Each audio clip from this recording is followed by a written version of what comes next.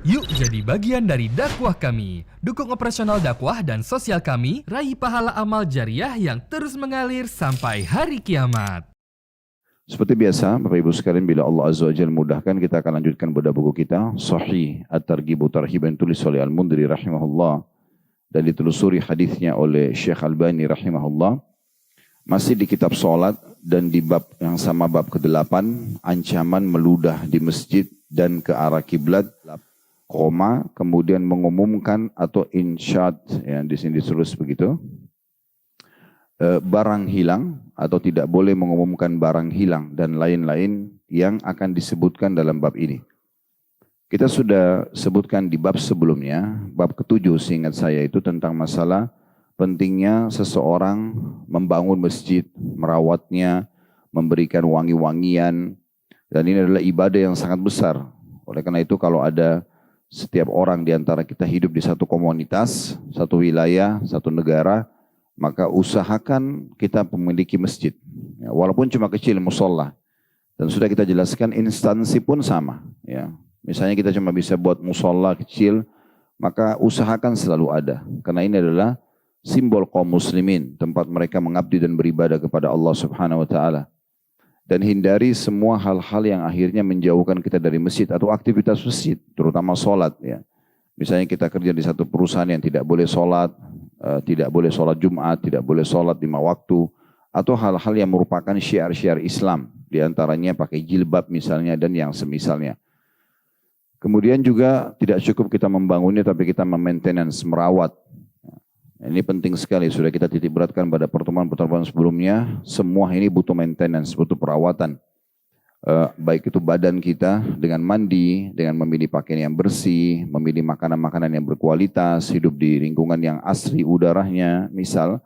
Kemudian juga yang di sekitar kita, rumah, kendaraan, dan juga sekolah, misalnya kalau kita punya sekolah, tempat kerja, misalnya masjid kita, semua ini butuh perawatan dan maintenance, jangan dibiarkan.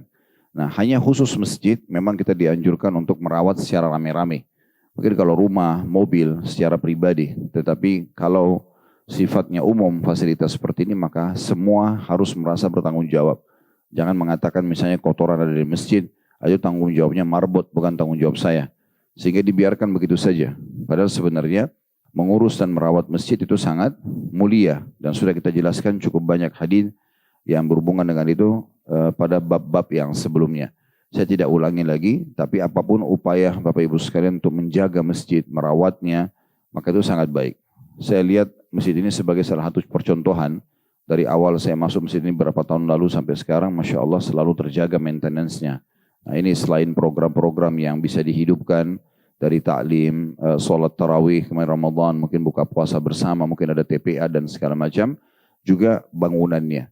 Jadi jemaah harusnya peduli dengan masalah itu. Termasuk masuk ke kamar mandi, berwudu, pakai WC-nya. Semua harus dijaga, dirawat, dan merasa masing-masing bertanggung jawab. Dan itu sudah kita bahas pada pertemuan sebelumnya. Nah, di bab nomor 8 ini sudah kita bahas juga beberapa hadis tentang ancaman meludah atau mengotori masjid. Jadi kalau bab sebelumnya anjuran untuk membangun dan merawatnya, kalau sekarang justru ancaman kalau mengotori masjid. Kita sudah mempelajari beberapa hadis, kurang lebih sampai 4 buah hadis. Dan kita akan lanjutkan hadis nomor 5 dalam bab ini. Walaupun yang dibahas adalah masalah meludah di masjid atau di arah kiblat, tetapi masuk dalam semua hal yang mengotori masjid. Ini ancamannya berat. Mungkin kalau seseorang di antara kita sedang menerima tamu, lalu tamu itu jorok sekali, kotor misalnya, datang meludahi rumah atau mengotorinya misalnya dengan sepatunya saja kotor misalnya masuk dalam rumah atau hal-hal yang semisalnya, saya yakin kita tidak akan nyaman. Maka rumah Allah Subhanahu wa Ta'ala adalah bagian tanah yang termulia di muka bumi ini, itu harusnya lebih pantas untuk dimuliakan. Dan saya sudah berbagi juga pada pertemuan-pertemuan sebelumnya sebuah contoh rasional, dan saya harap ini bisa ditangkap dan difahami. Usahakan kalaupun Allah tibakan kaki kita di sebuah masjid yang mungkin di luar wilayah kita, di luar komplek kita, di luar kota kita, di luar negeri kita misalnya. Kemudian kita mampir ke sana dan kita temukan ada kekurangan di masjid itu secara fisik. Misal contoh panas, kotor misalnya kondisinya. maka berarti Allah sedang menitipkan pesan kepada kita. Ini rumah saya, rawatlah.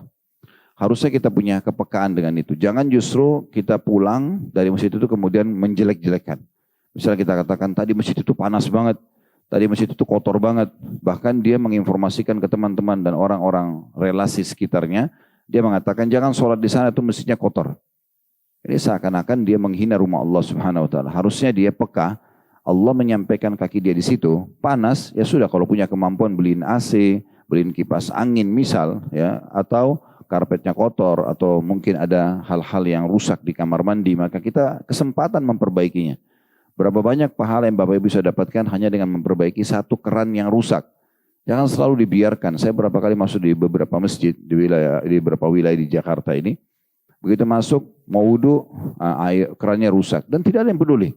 Ya udah jemaah cuma tinggalin saja, pergi wudhu di tempat yang tidak rusak. Harusnya kan muncul kepeduliannya. Dia tahu itu rumah Allah, ini adalah kesempatan dia dapat pahala. Kenapa nggak panggil, tanya marbot masjid.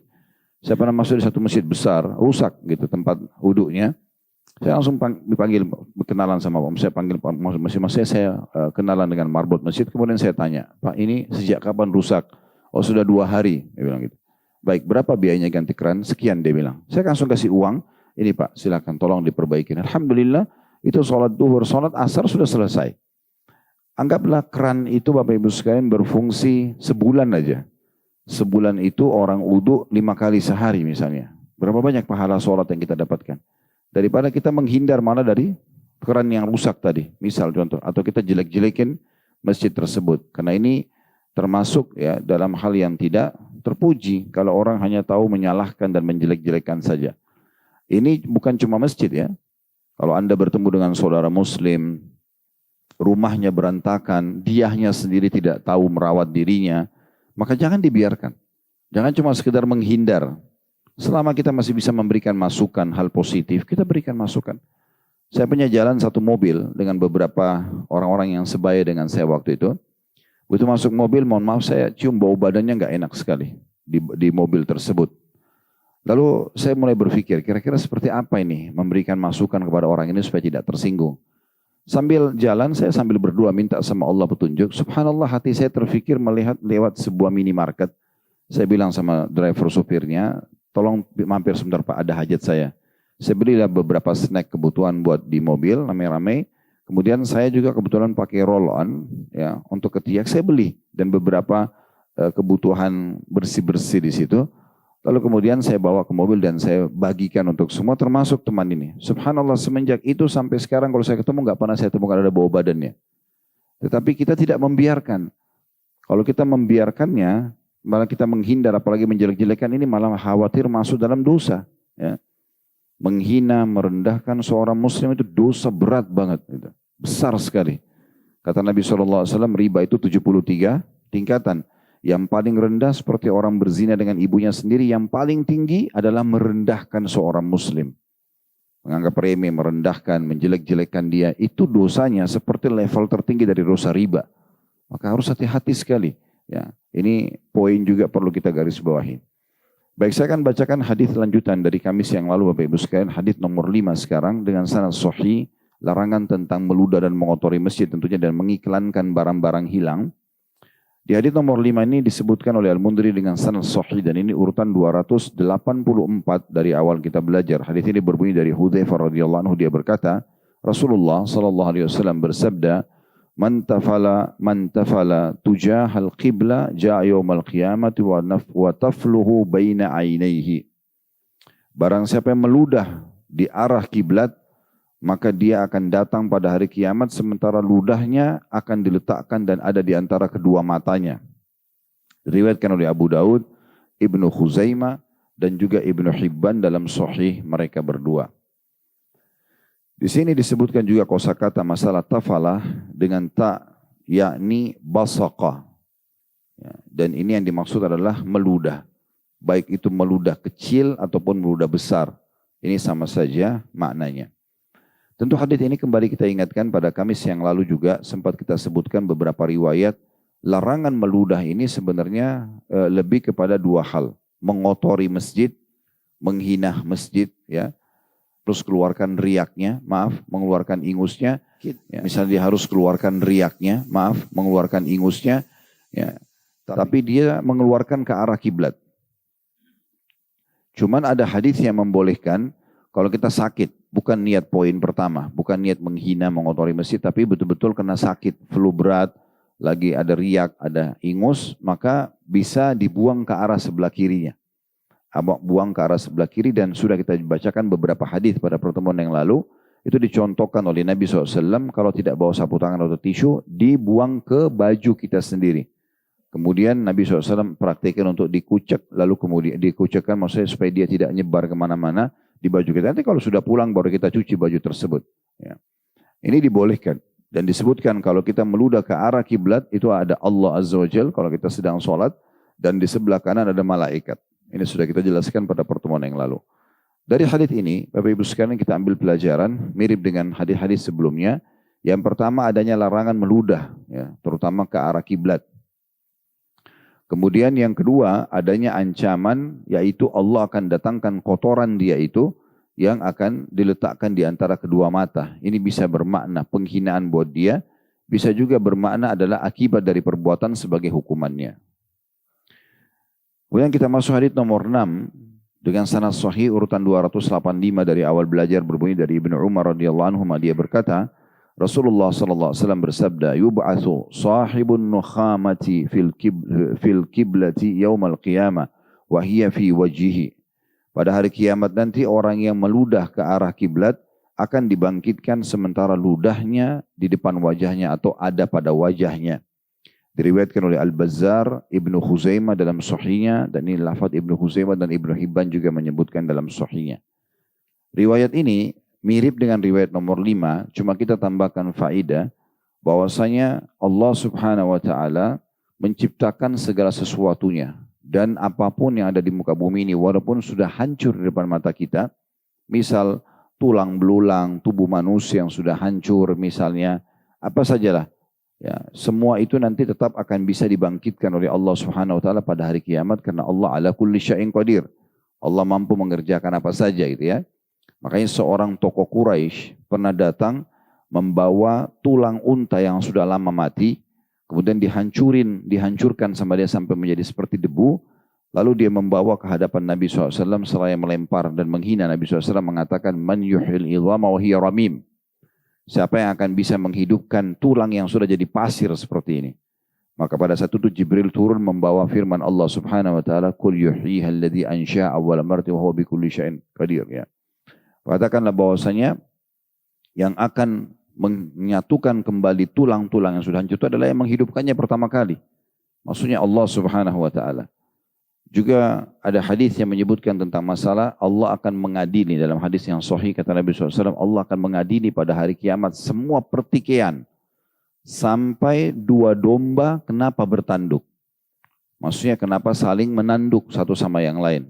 Dalam riwayat lain, domba yang bertanduk, kenapa menanduk domba yang tidak bertanduk? Walaupun nanti hewan-hewan ini tidak hidup, tidak perlu mereka masuk surga atau neraka. Ya, ada pendapat ulama yang mengatakan nanti Allah binasakan lagi setelah dibangkitkan. Tapi Allah bangkitkan untuk dihisab pada hari kiamat. Oleh karena itu juga setiap orang di antara kita harus hati-hati sekali. Dia harus tahu apapun yang dia kerjakan, atau yang ingin dia kerjakan, itu harus dia faham ini selamat dari hisab hari kiamat. Jangan sampai ada hubungannya dengan orang, ya. Sembarangan ya, kita melanggar sesuatu yang akhirnya membuat ya, kita ada hisab hari kiamat. Jangan pernah menuju ke akhirat membawa 2 hal, dosa dan musuh-musuh. Ya, dosa dan musuh-musuh. Berapa banyak orang tidak peduli ya, dengan hal-hal yang berhubungan dengan manusia. Akhirnya manusia itu membawa permasalahannya di depan mahkamah Allah hari kiamat, dan ini masalah buat dia. Oleh karena itu kita harus hati-hati sekali, dan ini juga bisa diambil dari pelajaran ini. Bagaimana pada hari kiamat orang yang meludah saja, kalau kita tahu ludah mungkin dia dengan berjalan waktu kena angin misalnya, maka akan hilang. Atau misalnya ada orang yang meludah, seperti ada riwayat yang lalu kita pernah bahas, Nabi SAW lagi khutbah di mimbar, lalu kemudian beliau lihat ada ludah di arah kiblat. Maka beliau berhenti, kemudian beliau mengeriknya, menutupnya dengan tanah. Karena di masa itu belum ada lantai kayak kita sekarang dan karpet, granit, marmer, belum ada.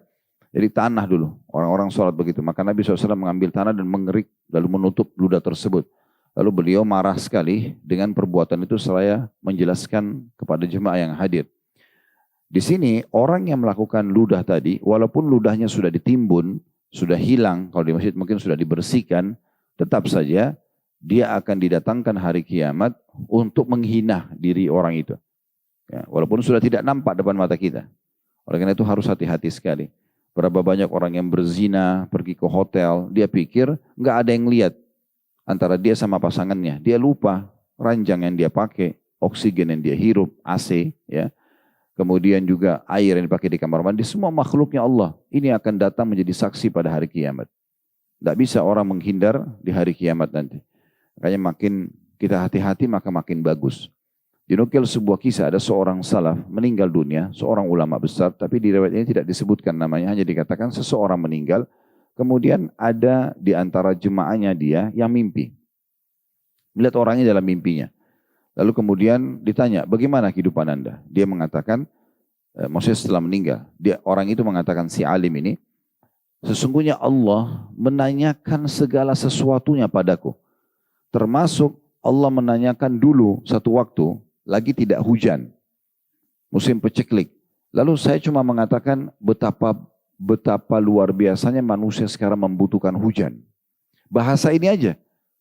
Orang alim ini lagi musim peceklik panas, dia cuma pernah bilang selama di dunia, betapa manusia butuhnya terhadap hujan. Maka ditanya pada hari kiamat, kenapa waktu dia sudah meninggal, kenapa kau katakan kata-kata itu? Apakah kau tidak tahu kalau Allah itu lebih tahu kebutuhan hamba-hambanya? Itu aja ditanya. Pernah Imam Ahmad rahimahullah sakit. Pada saat sakit dia cuma mengatakan aduh. Umum kita kalau sakit aduh gitu ya, kita sakit. Maka ada satu ulama besar, sahabat dekat Imam Ahmad dan ulama di masa itu namanya Zakwan Ibn Kaisan, julukannya Taus rahimahullah. Beliau mengatakan, wahai Ahmad, sesungguhnya ucapan aduhmu pun akan ditanya oleh Allah. Semenjak itu Imam Ahmad mengatakan saya tidak pernah lagi mengeluh aduh. Ya udah sakit berobat aja. Khawatirnya nanti seakan-akan kita mengeluh apa yang sedang Allah ujikan kepada kita. Padahal seorang mukmin harus berimbang antara bagaimana dia syukuri nikmat dan dia bersabar atas ujian. Seperti Bapak Ibu suka kalau lagi ada makanan, ada minuman, kita bersyukur, maka kalau lagi tidak ada makanan minuman, kita bersabar. Jangan kita menghina ataupun menyalahkan Allah SWT. Karena Allah maha melihat, Allah maha tahu, Allah sedang uji kita. Bagaimana kita melalui dengan kesabaran sambil kita ikhtiar. Nah hal-hal yang seperti ini harus peka kita fahami Bapak Ibu sekalian. Ya. Jadi mulai hari ini tujuan-tujuan taklim seperti ini, setelah kita dengarkan, mulai hari ini kita perbaiki ke depan. Semua taklim yang Bapak Ibu hadiri, kalau ada sampai pesan di saat itu, seperti pagi ini sampai kepada kita pesan-pesan seperti ini, maka kita jadikan pegangan hari ini ke depan. Yang lalu-lalu sudah selesai. Tapi kita usahakan tidak lagi membuka pintu-pintu yang bisa mendatangkan hisab pada hari kiamat. Ya. Makanya orang mukmin itu seperti lebah dalam hadis. Ya. Kalau dia makan, dia hanya makan yang baik saja. Lebah itu hanya ambil saripati bunga. Kecuali mungkin ada orang-orang yang curang sekarang, mereka berikan makanan lebahnya itu gula pasir misalnya hanya untuk menjual madu yang murah, itu tidak kita bahas. Tapi kalau orang yang umumnya lebah itu pasti dia akan mengambil dari saripati bunga yang paling bagus gitu ya. Makin wangi maka makin diambil oleh lebah-lebah yang diutus oleh kalangan lebah-lebah itu. Dan saya pernah lihat cuplikan ilmiahnya seperti itu. Yang jelas lebah-lebah ini diberikan perumpamaan oleh Nabi SAW seperti orang mukmin. Kalau dia makan, dia cuma makan yang baik, halal. Orang mukmin tidak berani makan sembarangan, tidak berani minum sembarangan. Halal baru, kalau enggak. Atau haknya dia dan bukan hak orang lain. Tidak berani dia sentuh satu butir beras yang bukan haknya. Gitu kan? Dan kata Nabi SAW, kalau dia memberi, dia hanya memberi yang terbaik. Lebah memberikan kepada manusia madu. Dan Allah SWT telah menurunkan ayat-ayat Al-Quran dan menamakan memang surah nomor 16 surah An-Nahl, lebah. Dan di situ disebutkan, dari perut lebah-lebah itu ya keluarlah obat atau makanan yang bisa menjadi obat untuk manusia. Dan kalau dia hinggap di sebuah tempat, dia tidak akan merusaknya. Lebah kalau buat sarang, dia tidak merusak. Tapi kalau dia diganggu, maka sengatannya akan mematikan. Jadi memang lebah-lebah ini digambarkan orang beriman. Mereka tidak akan punya masalah sama orang lain. Bahkan saya pernah berbagi banyak di kajian-kajian kami, tidak usah sok jagoan. Kalau ada yang ajak berantem, tinggalin aja. Ya. Saya lihat sekarang ini orang luar biasa sukanya berantem, apalagi di media. Gitu ya. Jadi sibuk dengan balas-balasan ini, serang-serangan, yang tidak ada manfaatnya. Tapi kalau ada Anda sedang membela sesuatu yang hak, yang benar, yang nanti di hari kiamat justru Anda menang di hadapan Allah karena membela, misalnya ada orang menghina Allah, menghina Rasulullah SAW, menghina Al-Quran, menghina syiar-syiar Islam, itu berbeda. Atau menghina ulama-ulama kaum muslimin, misalnya menghina para sahabat Nabi, seperti sekarang kelompok-kelompok Syiah, banyak mengkafirkan istri-istri Nabi, sahabat-sahabat Nabi, bahkan semuanya merasa kafir kecuali 3 atau 5 orang saja. Ini memang kita harus membelahnya. Kalau untuk itu tidak ada masalah. Tapi kalau hanya omong kosong, berdebat yang tidak ada manfaatnya, maka ini semua akan ditanya oleh Allah Subhanahu wa taala pada hari kiamat. Oleh karena itu harus hati-hati sekali. Urwa bin Zubair, Bapak Ibu sekalian, seorang tabi'in yang sangat masyhur dengan ilmunya, bahkan masuk dalam 10 besar ulama di masa tabi'in. Ayahnya Zubair bin Awam, radhiyallahu anhu, sahabat Nabi yang dijamin masuk surga. Satu waktu lagi jalan di Irak, di kota dia, di salah satu kota Irak, ada satu anak muda sedang mencaci maki Hajjaj. Hajjaj bin Yusuf ini zalim, pembunuh pada saat itu, kejam sekali. Dia nggak pandang bulu, mau ulama, mau bukan ulama, semua dibunuh yang tidak sefaham dengan dia. Maka anak muda ini sibuk mencaci maki Hajjaj di pinggir jalan. Ya. Zubair bin Awam, Urwa bin Zubair lewat, lalu memegang tangan anak muda tersebut, mengatakan, "Mah ya bna akhi." Artinya, diamlah wahai anak saudaraku. Nah, orang-orang Arab itu biasa kalau mau memuliakan orang yang dia tidak kenal, dia mengatakan anak saudaraku. Maksudnya, kamu dan ayahmu saudaraku dalam Islam. Diamlah wahai anak saudaraku. Sesungguhnya orang yang sedang kamu jelekin ini, Hajjaj, dan kamu berdua sedang berjalan menuju mahkamah Allah. Kalian berdua akan menuju ke akhirat, dua-dua akan mati.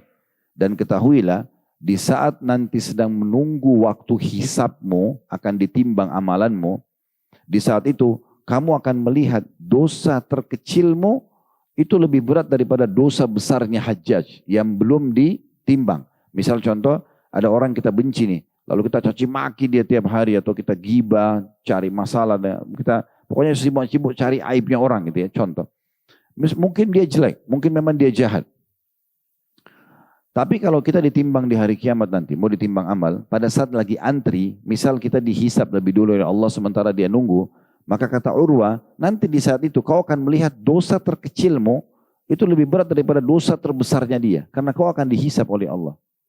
Kemudian Urwa menutup nasihatnya mengatakan, dan ketahuilah sesungguhnya Allah akan memberikan hak orang-orang yang dizalimi oleh Hajjaj. Orang jahat ini nanti, siapa yang dia zalimi akan dikasih haknya hari kiamat oleh Allah. Tetapi jangan lupa, Allah juga akan memberikan haknya Hajjaj dari orang-orang yang menzaliminya. Maksudnya dia pun jahat, tapi karena kau jelek-jelekin dia, kau gibah dia, ya, maka kamu pun nanti akan diambil pahalamu diberikan kepada Hajjaj walaupun dia zalim. Gitu ya. Oleh karena itu mulai sekarang jangan sibukkan dirimu dengan aib dan mencaci maki orang lain. Jadi intinya sebenarnya dari contoh-contoh yang sudah kita sampaikan tadi ini, hati-hati karena kita punya kehidupan hari kiamat dan rukun iman kita yang kelima, iman kepada hari kiamat ini wajib, rukun, ya, nggak ada pilihan gitu.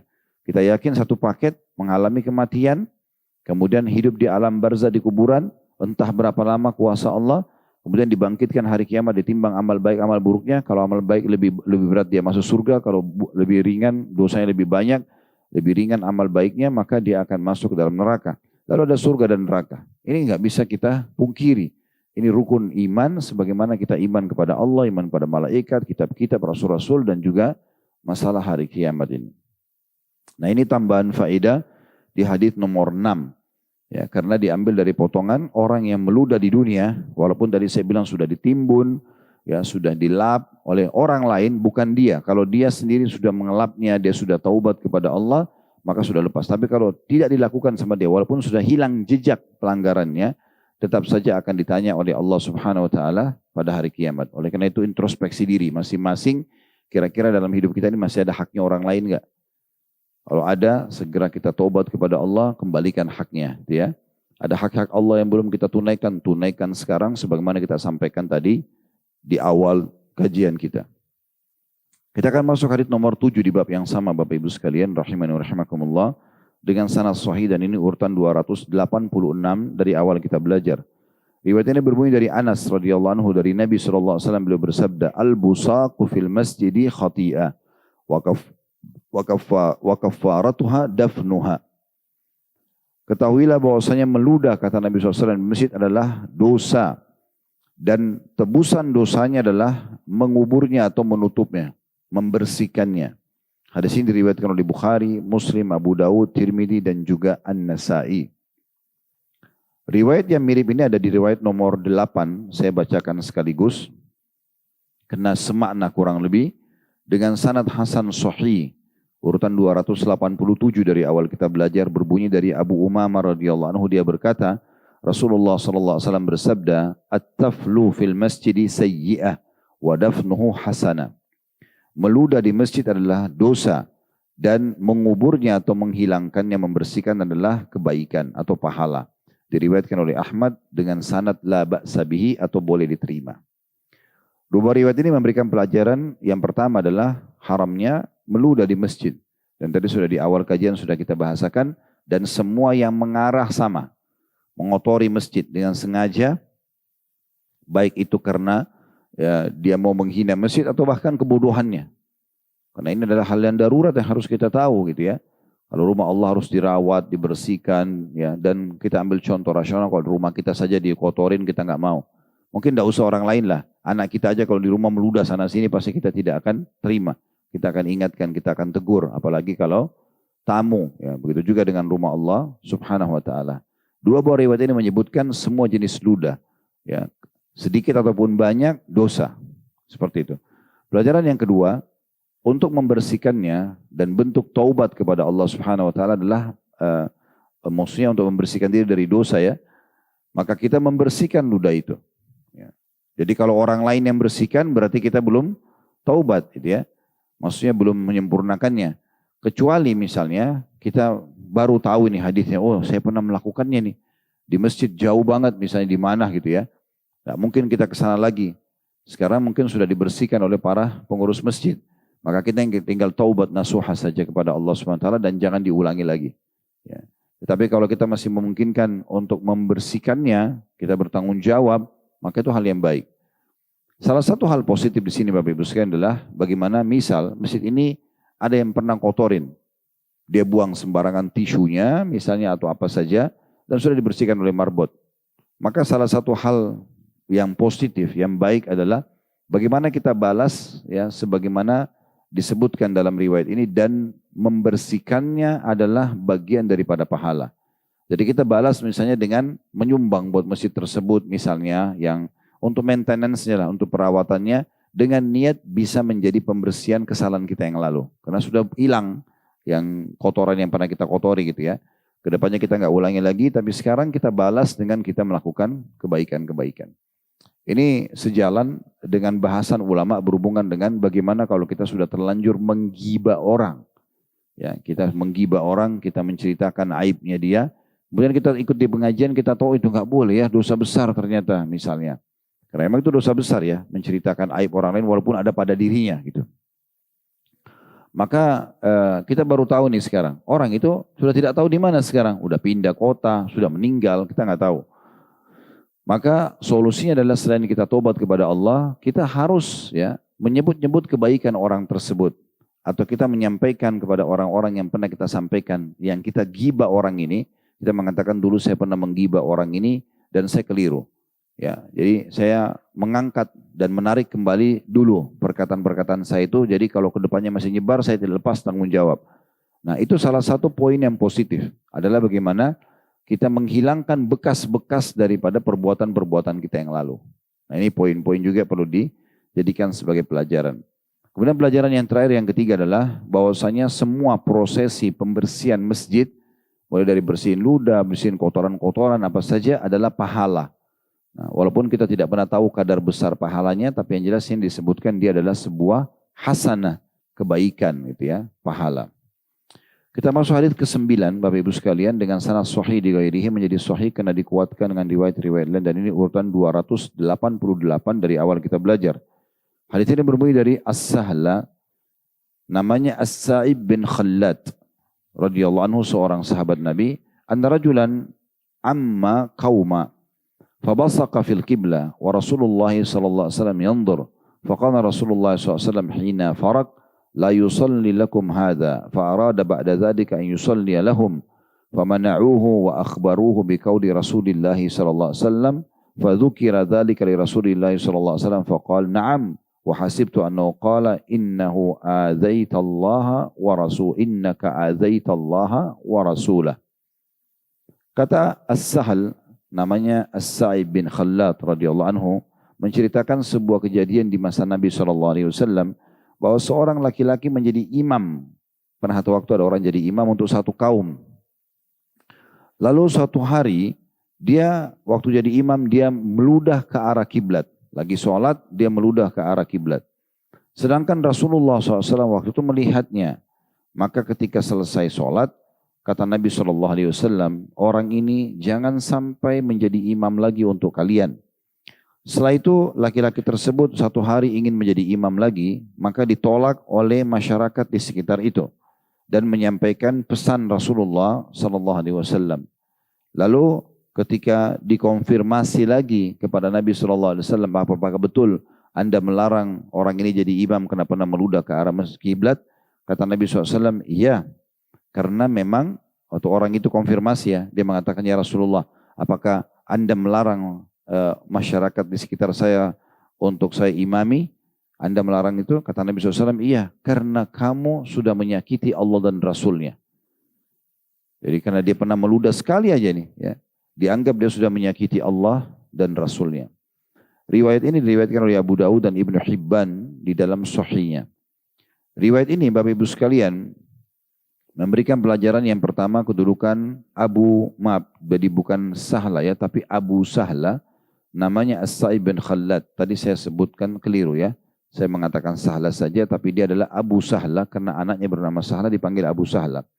Karena beliau menceritakan kepada kita kronologis hadis ini.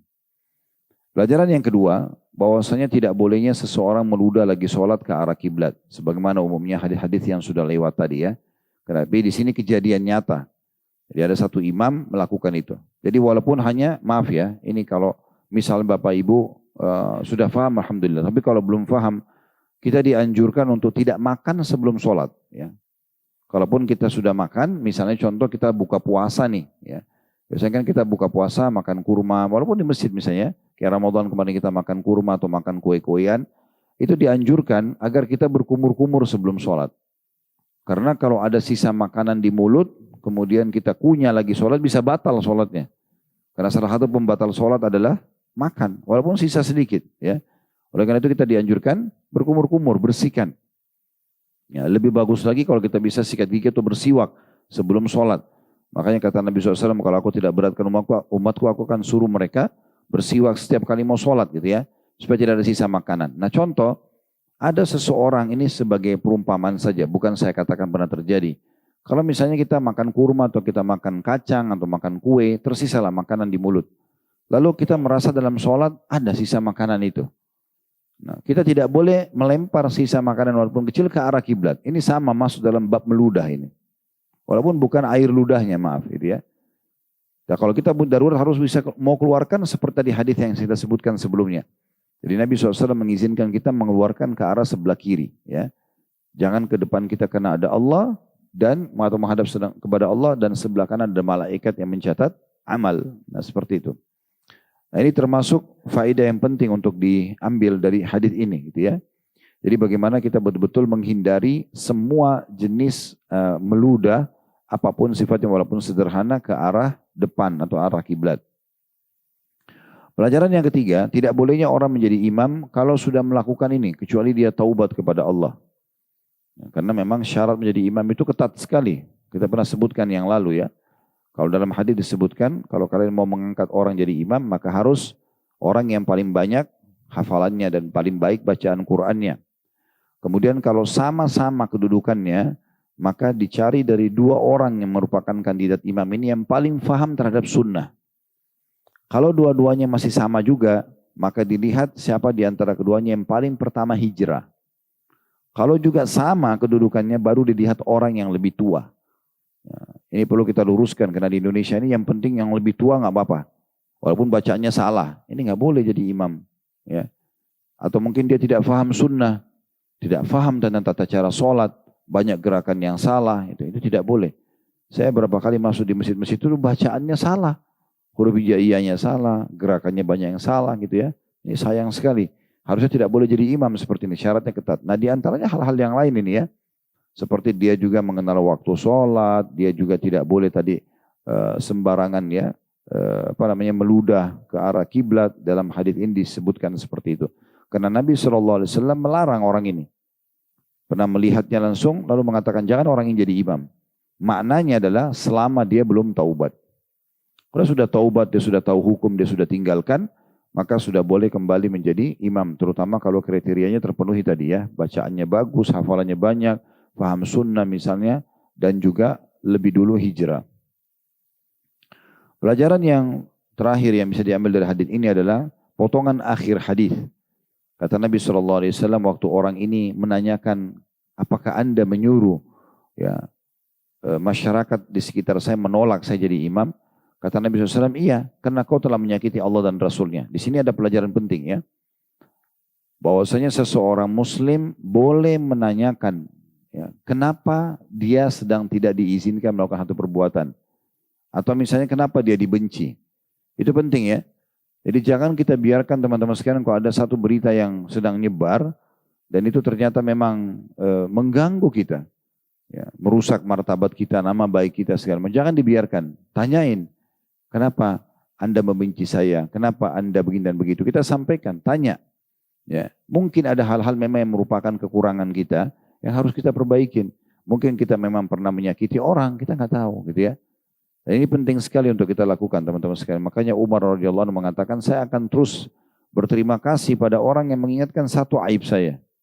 Dan Ali radhiyallahu anhu mengatakan, saya akan terus siap menjadi seorang murid yang mendampingi seseorang yang mengingatkan atau mengajarkan pada saya satu huruf. Jadi kalau ada yang tidak suka sama kita, tidak ada salahnya kita bertanya, ada masalah apa? Kalau kita sudah tanya, dia tidak mau jelasin, itu hak urusan dia sama Allah. Kita sudah lepas tanggung jawab. Tapi kalau kita sudah nanya, dan akhirnya kita bisa perbaikin apa yang merupakan kekurangan, kita sudah lepas. Tidak ada permusuhan lagi di dunia, dan juga di akhirat tentunya. Nah, ini juga penting untuk kita garis bawahi ya. Nah, terutama kalau kita sudah masuk ke ranah yang lebih besar lagi. Menyakiti Allah dan Rasulnya. Ya, misalnya kita pernah menghina, mengolok-olok ayat-ayat Al-Quran atau hadis-hadis Nabi SAW. Ini bahaya sekali, bisa sampai kufur ya. Taubatnya harus mengulangi syahadatnya. Kalau dia pernah mengolok-olok ayat Al-Quran, kok ayat ini begini sih bunyinya? Oh ayat ini sudah tidak relevan lagi. Hadis-hadis Nabi ini kok Rasulullah bilang gini sih? Ya, seperti banyak orang-orang liberal sekarang begitu bahasanya ya. Dengan gampangnya menyuruh revisi Al-Quran, ayat ini sudah tidak relevan lagi. Atau menolak hadis-hadis Nabi SAW yang menurut dia tidak masuk di akalnya. Ya.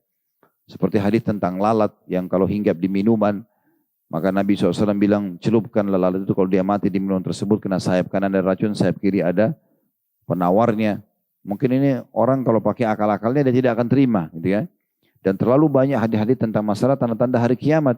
Keluarnya Dajjal, keluarnya hewan melata, keluarnya Yajuj dan Ma'juj. Oh banyak sekali kejadian besar yang sudah disampaikan Nabi SAW itu. Kadang-kadang kalau tidak masuk akal mereka tolak. Nah, ini bahaya sekali. Ya. Oleh karena itu teman-teman sekalian kita harus hati-hati ya.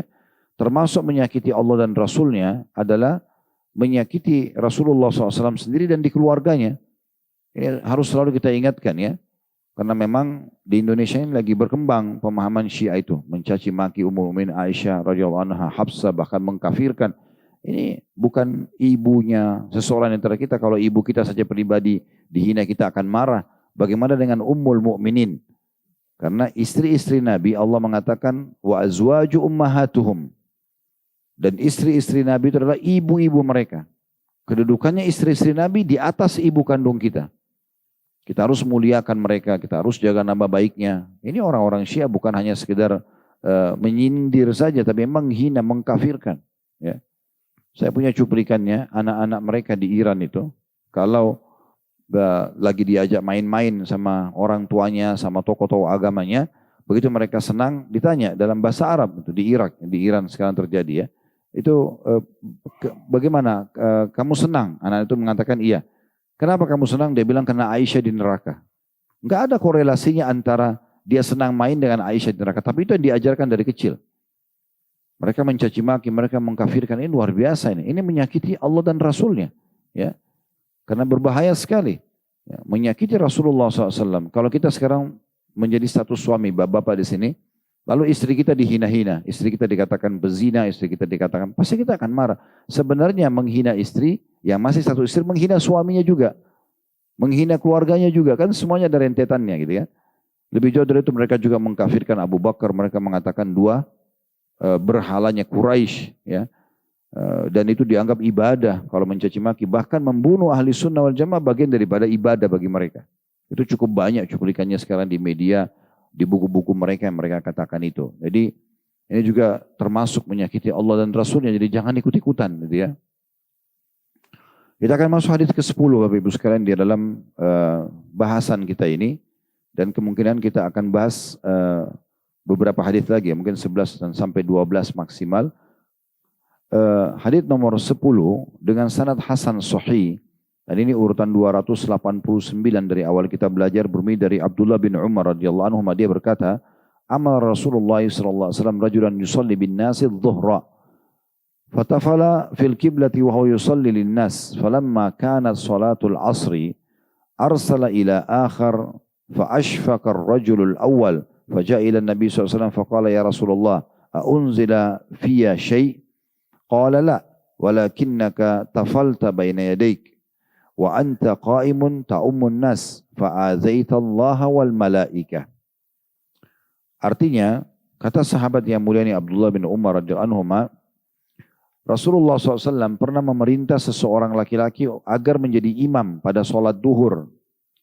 Pada waktu itu, orang itu sholat mengimami orang-orang, atau dia sholat mengimami orang-orang. Lalu si imam ini meludah ke arah kiblat. Ketika tiba waktu sholat asar, Rasulullah SAW memerintahkan agar orang lain yang mengimami sholat dan menggantikan imam yang pertama yang meludah itu. Maka laki-laki yang tadinya jadi imam di sholat duhur yang meludah itu merasa ada beban tentang perubahan dan pergantian dia menjadi imam.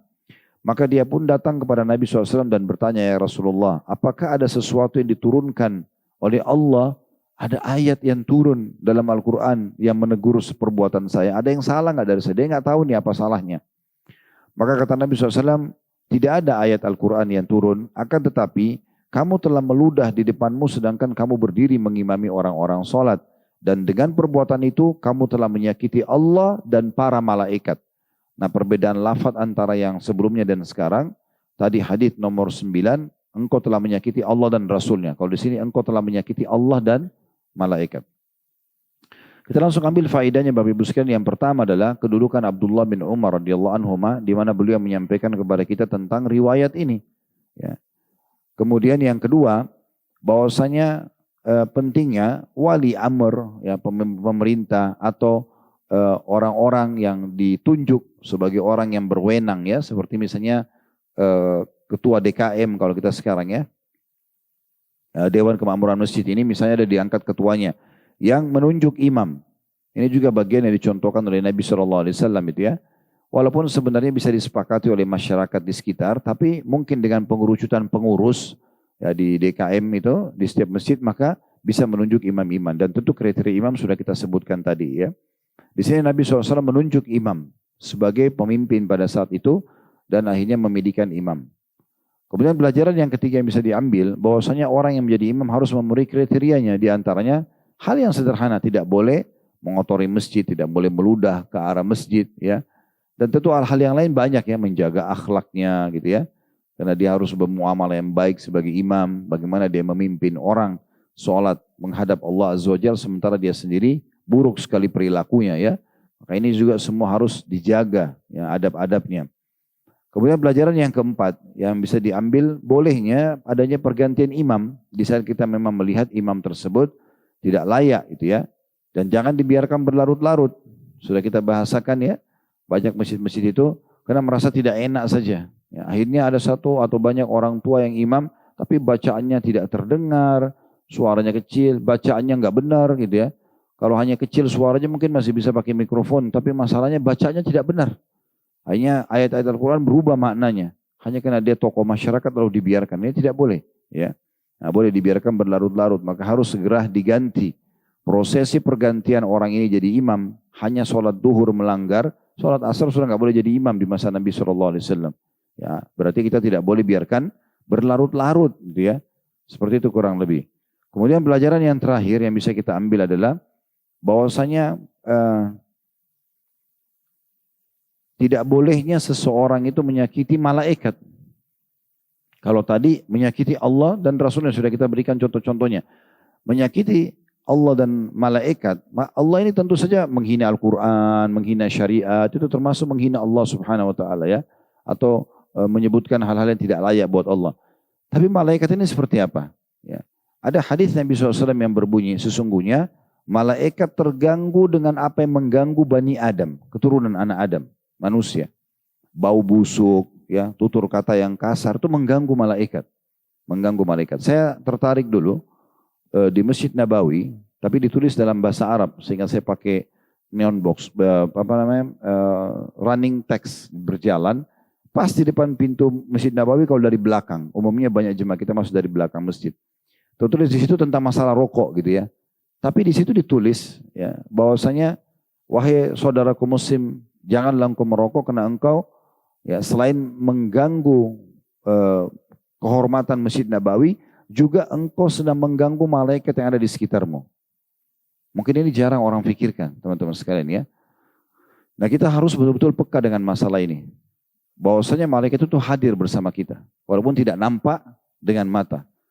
Sebagai contoh misalnya Utsman bin Affan radhiyallahu anhu, di mana Nabi SAW pernah duduk, kemudian merendam kaki beliau di air, waktu itu musim dingin, musim panas, dan Nabi SAW ingin merendam kaki beliau di air dingin supaya mendinginkan badan. Di sebuah kebun di Madinah. Datanglah Abu Bakar izin, lalu Abu Bakar diizinkan masuk. Nabi SAW bilang kepada Abu Musa radhiyallahu anhu yang menjaga kebun tersebut, izinkan dia masuk. Waktu Abu Bakar izin dan sampaikan dia akan masuk surga. Abu Bakar duduk di sebelah kanan Nabi, menggulung bajunya dan sampai terlihat sebagian lutut beliau alaihi salatu wassalam. Datang Umar izin juga. Nabi SAW bilang izinkan dia, sampaikan dia akan masuk surga dan dia akan diuji oleh Allah di akhir hidupnya. Dia mati syahid nanti dibunuh oleh Abu Lu'lu, ya. Orang Persia yang pura-pura masuk Islam, ya, penyembah api. Kemudian datang Utsman bin Umar duduk sebelah kiri Nabi, melakukan hal yang sama.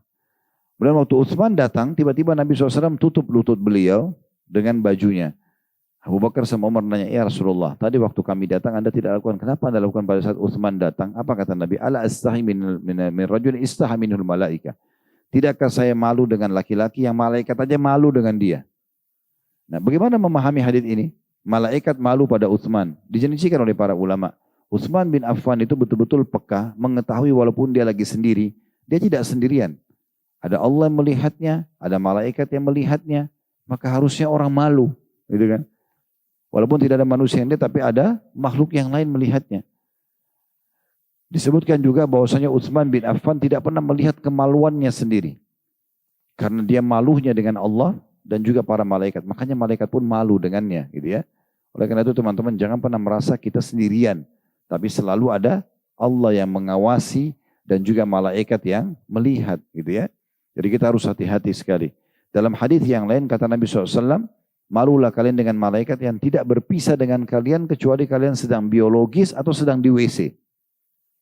Ya, begitu hadisnya, ya. Kurang lebih makna hadisnya kata Nabi SAW, malulah kalian dengan malaikat yang tidak berpisah dengan kalian kecuali kalian sedang biologis. Kalau kita sedang biologis, malaikatnya tidak bersama dan kalian sedang di WC. Berarti menandakan malaikat harus selalu sama kita. Maka mengucapkan tutur kata yang santun, ya, kita menjaga bau badan, kita tidak mengotori tempat sekitar kita. Semua itu adalah hal-hal yang bermanfaat buat kita dan bermanfaat juga tidak mengganggu makhluk Allah di sekitar kita. Nah, ini termasuk para malaikat karena mereka makhluk Allah SWT yang mulia, gitu ya. Jadi kita tidak boleh sembarangan. Nah, di situ yang tadi saya bilang di Masjid Nabawi itu menarik banget ya, karena orang kalau merokok sembarangan misalnya di masjid, itu di Masjid Nabawi itu di pelataran itu mengganggu orang lain. Dan mungkin kalau dia sedang melakukan itu mengganggu juga Malaikat walaupun tidak nampak dengan mata mereka, gitu ya. Karena mengganggu dengan baunya dan yang semisalnya. Mohon maaf, ini saya akan contoh karena saya pernah lihat sendiri ada tulisan di Masjid Nabawi. Kita masuk Bapak Ibu sekalian hadis yang ke-11 di dalam bahasan atau di bab kita ini dengan sanad sahih urutan 290 dari awal kita belajar. Hadis ini berbunyi dari Abu Hurairah radhiyallahu anhu bahwa dia mendengar Rasulullah sallallahu alaihi wasallam bersabda, "Man sami'a rajulan yanshudu dhallatu fil masjid falyakul la raddaha Allahu alaik fa innal masajida lam tubna li hadza." Barang siapa yang mendengar seseorang mengiklankan atau mencari barang hilangnya di masjid, maka hendaknya dia berkata, semoga Allah tidak mengembalikannya kepadamu, karena masjid tidak dibangun untuk ini. Hadis ini riwayat Muslim, Abu Daud, Ibnu Majah dan juga yang lain-lainnya. Maksudnya selain daripada ini juga ada yang meriwayatkan hadis. Hadis ini langsung kita ambil pelajarannya. Yang pertama, adanya larangan dari Nabi SAW mengiklankan barang hilang di masjid. Dan ini pernah kita rincikan ya, di awal kita jelaskan bab.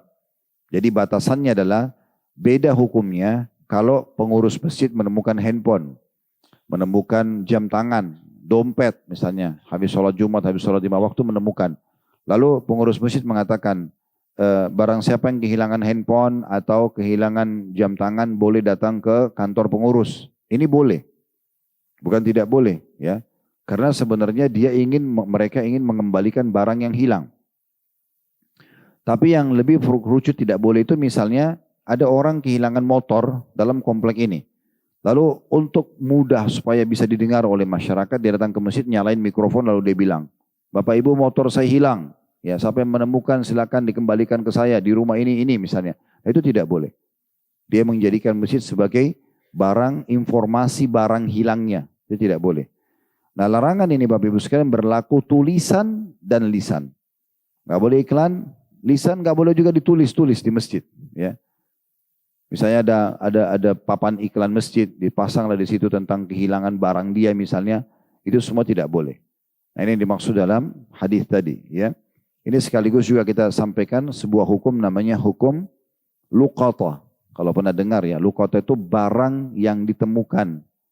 Ada hukumnya Bapak Ibu sekalian. Misal contoh ada lagi jalan di sebuah jalan, ada temukan ada handphone jatuh, ada dompet. Itu namanya luqatah. Barang yang ditemukan tapi belum ditahu pemiliknya. Secara hukum syar'i yang paling aman Bapak Ibu tidak menyentuhnya. Tidak usah dipegang, tidak usah disentuh. Bisa saja pada saat kita niat baik mau mengamankan, ambil uang itu, ambil dompet itu.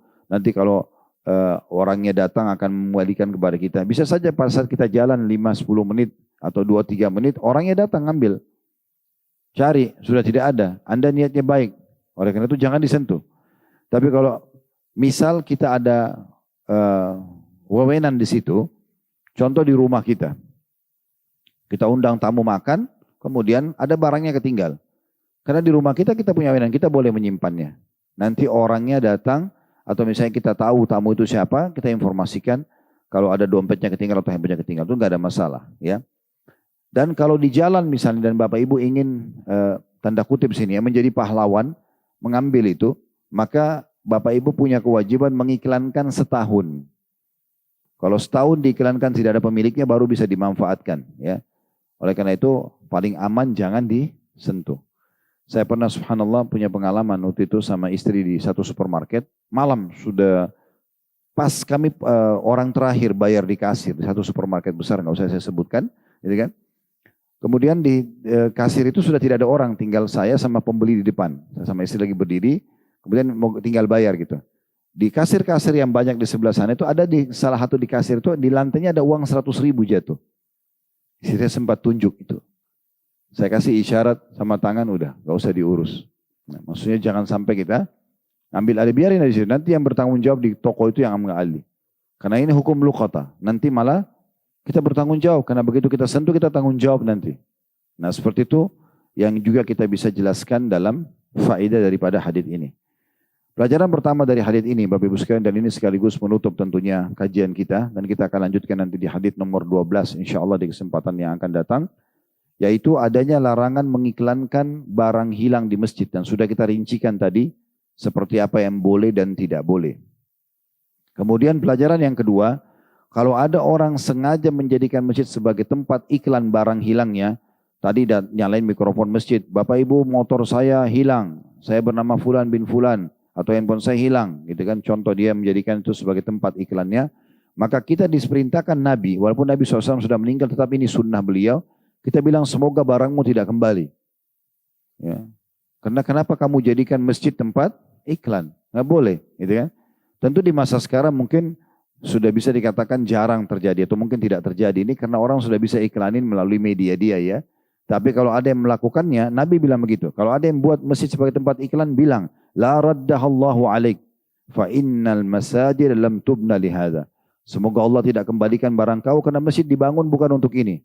Bukan untuk iklanin barang-barang hilangmu. Nah seperti itu kurang lebih contoh dari Nabi SAW. Mungkin ada yang mengatakan kok kayak tanda kutip ya kejam banget. Ya sebenarnya yang lebih kejam dia. Kenapa dia jadikan masjid sebagai tempat iklan barang hilangnya? Karena kalau dibuka pintu ini Bapak Ibu sekalian, maka akan menjadi masjid tidak akan tenang 24 jam tempat iklan. Yang ini iklanin hilang motor, yang ini iklanin hilang mobil, yang ini iklanin hilang anak, ya dan seterusnya. Ini hanya masjid menjadi tempat iklan dan bukan lagi tempat ibadah. Allahu a'lam. Bagi ini bahasanya Bapak Ibu sekalian, semoga bermanfaat. Kalau ada benar dari Allah, silakan diambil dan diamalkan. Kalau ada salah dari saya mohon maaf dan istighfar kepada Allah Subhanahu wa taala. Subhanakallahumma bihamdika asyhadu an la ilaha illa anta astaghfiruka wa atubu ilaik. Wa sallallahu nabiyana wa habibina Muhammadin wa alihi wasallam. Walhamdulillahirabbil alamin. Wassalamualaikum warahmatullahi wabarakatuh.